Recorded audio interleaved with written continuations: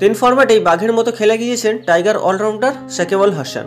দলের প্রয়োজনে খেলে গিয়েছেন অসাধারণ সব ইনিংস।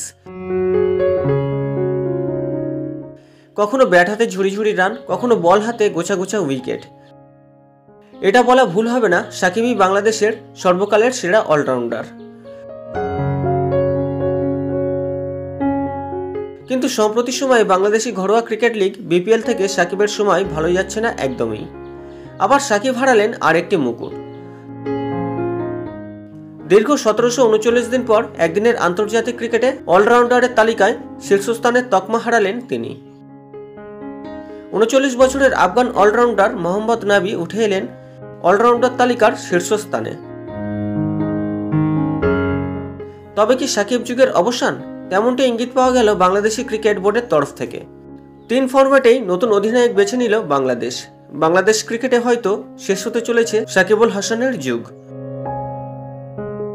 গত 12ই ফেব্রুয়ারি বাংলাদেশ ক্রিকেট বোর্ড একটি বৈঠকের পর 3 ফরম্যাটের অধিনায়ক বেছে নেওয়া হয়েছে অন্য ক্রিকেটারকে।